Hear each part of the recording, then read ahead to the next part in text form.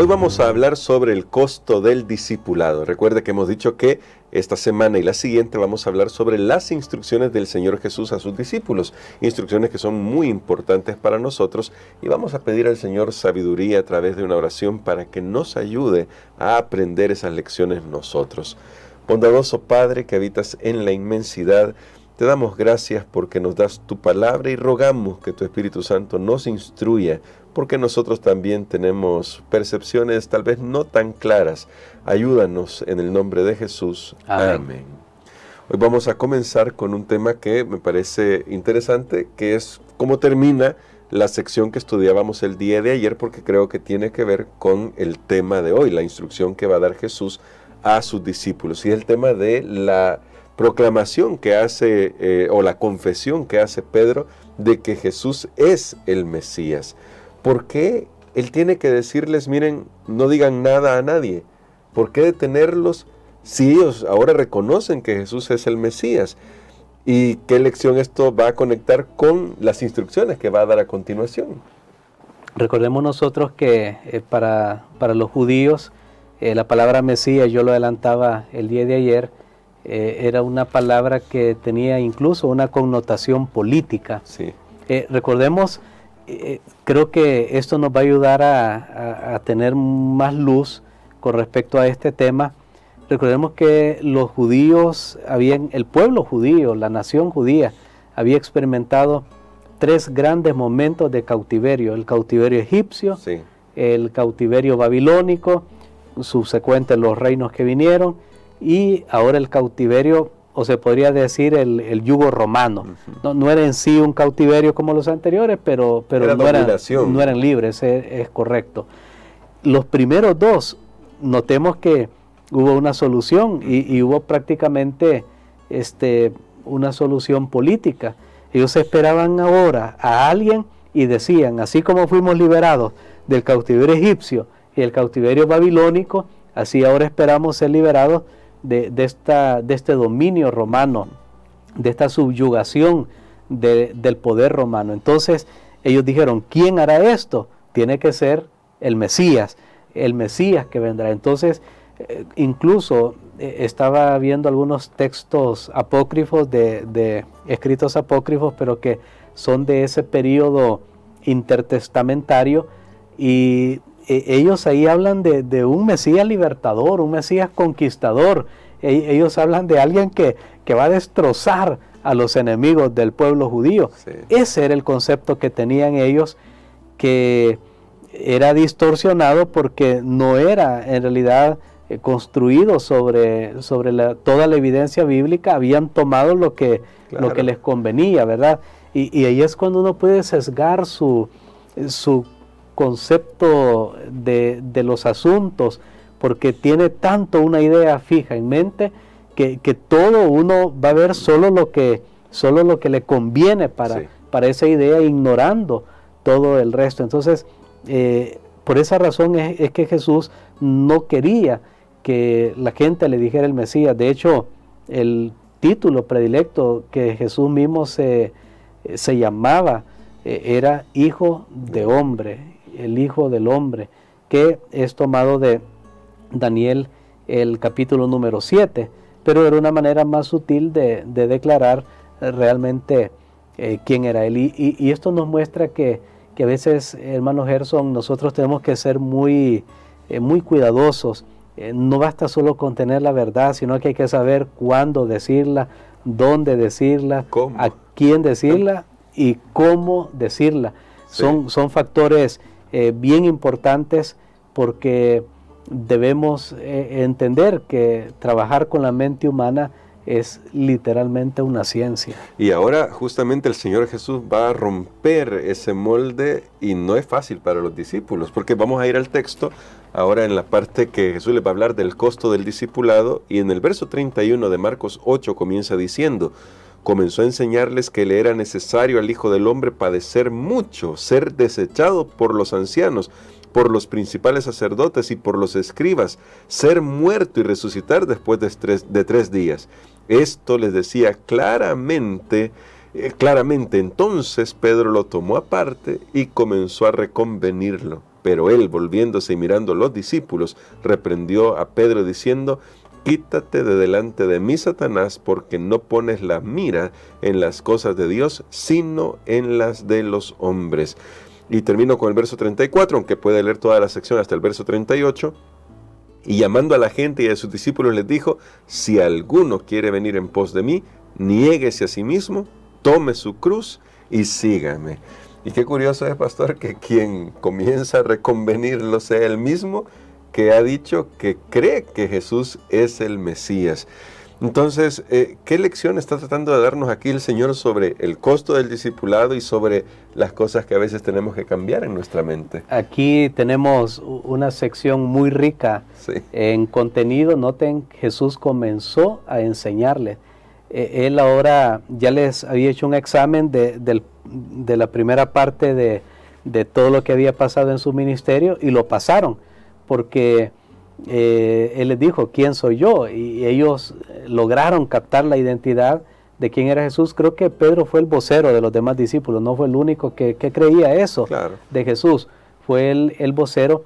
Pero ahora Jesús va a ir a las asignaturas más difíciles. ¿Qué les iba a enseñar de aquí en adelante? Que era necesario, noten, necesario. La cruz para Jesús fue algo central, no fue un accidente, no fue porque, bueno, las cosas se nos salieron de las manos y llegó a ser crucificado. No, era central en su misión. Recordemos, desde que el ser humano cayó en pecado, debía haber un sustituto a fin de que el ser humano pudiera continuar viviendo aún en pecado, para darle un tiempo de gracia, de oportunidad. Era necesario. Luego, padecer mucho. No dice iba a sentir algún dolor, no, padecer mucho, ser desechado por los ancianos, los escribas, ser muerto y resucitar. Ya Jesús había dado estas asignaturas, pero era como estudiar matemáticas. Ahora es como estudiar cálculo, hablando de asuntos de números. Ahora va mucho más profundo en la enseñanza, porque Él les había dicho, ¿recuerdan ustedes cuando estudiamos esa sección que Jesús les dijo: bueno, el novio les será quitado? Ya daba unas nociones ahí, pero aquí les dice claramente: miren, esto va a pasar, esto va a suceder. Ahora, ¿por qué Jesús les da esta lección? ¿Por qué les da esta asignatura, poniéndolo así como que esto es una escuela? Bueno, en primer lugar, Jesús los estaba preparando para lo que venía. Sí. Él no quería que su fe fracasara. Y esto es bien importante. Si alguien, como dice el dicho, en guerra avisada, y usted sabe el resto, claro. Jesús los estaba preparando. Aún así, su fe fue sacudida. Sí. Pero es muy bueno saber lo que va a venir por delante. Pero, en el momento preciso, en el momento correcto. Creo que si Jesús les hubiera dicho esto desde el primer día de su ministerio, realmente los discípulos no lo hubieran seguido. Claro que no. De hecho, recordemos nosotros, si desde el primer día Él les decía que era el Mesías, ellos lo hubieran comenzado a seguir con ese concepto de Mesías que ya mencionamos anteriormente.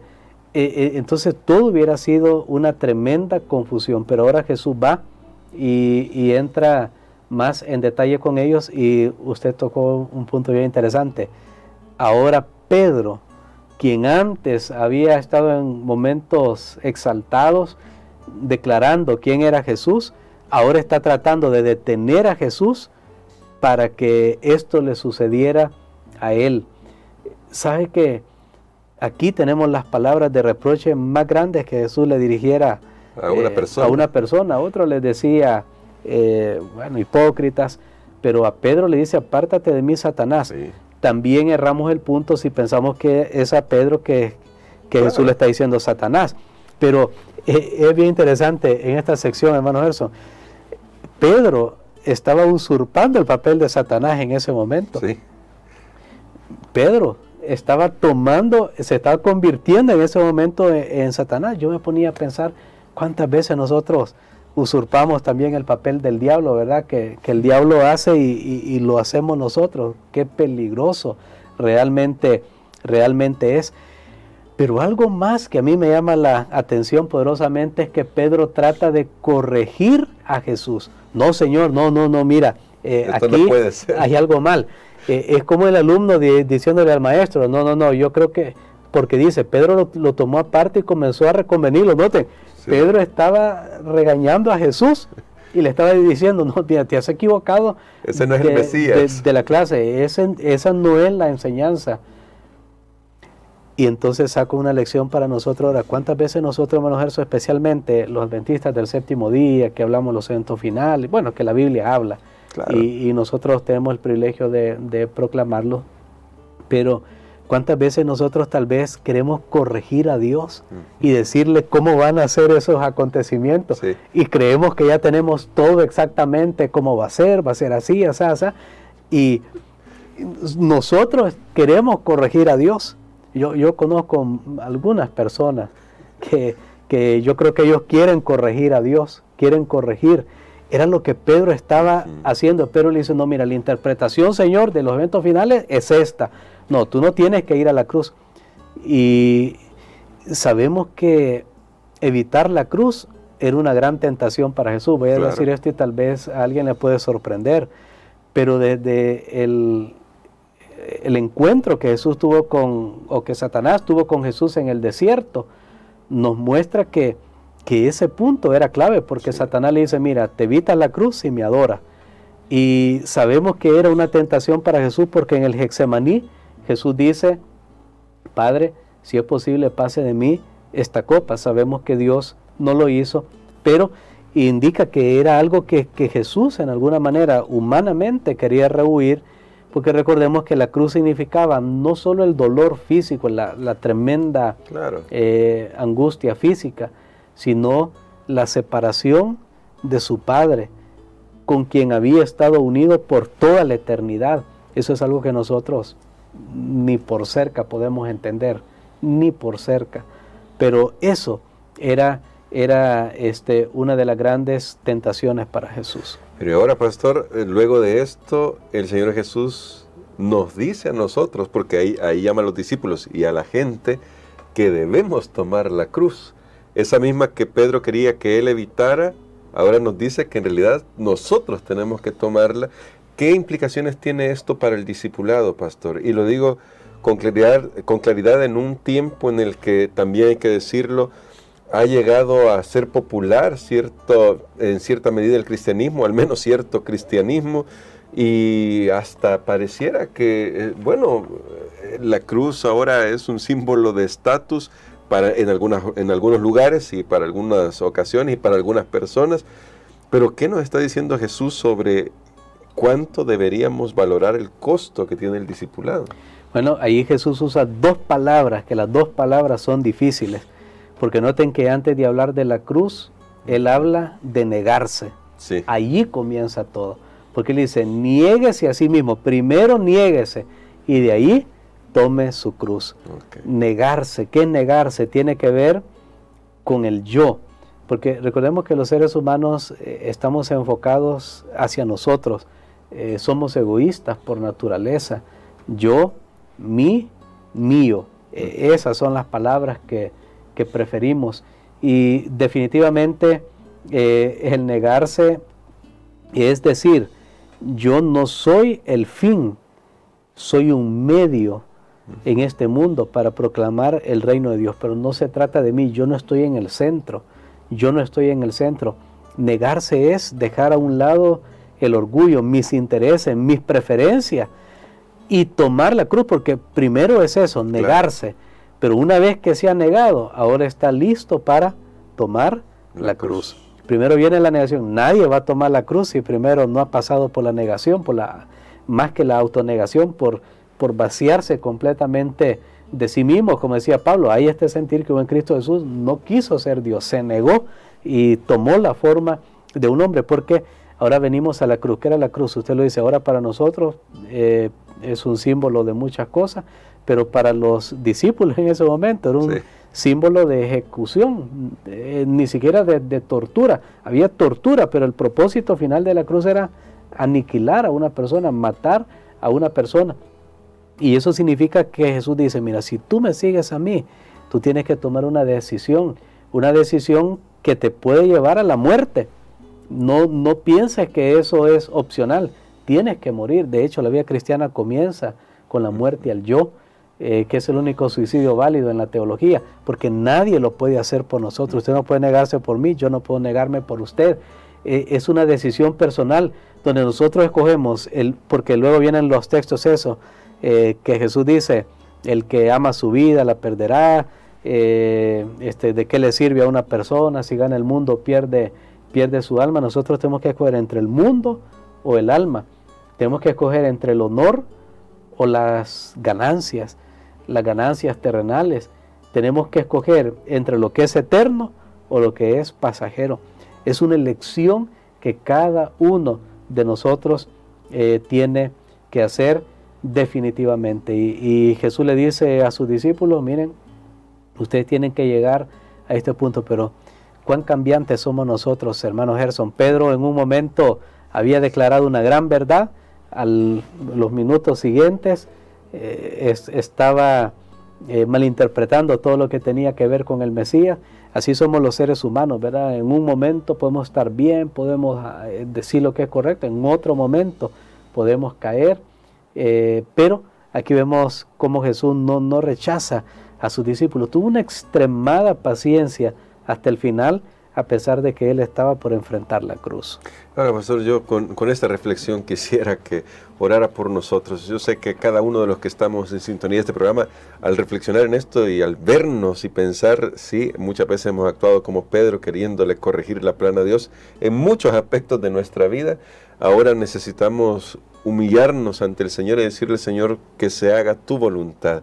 Ore por nosotros por eso, pastor, para que nuestra percepción espiritual pueda realmente abrirse a la dirección del Espíritu Santo. Amén. Padre, te damos gracias, Señor, porque nuevamente tú nos haces un llamado, una invitación. Tú no vas a forzar a nadie para tomar la cruz, para negarse.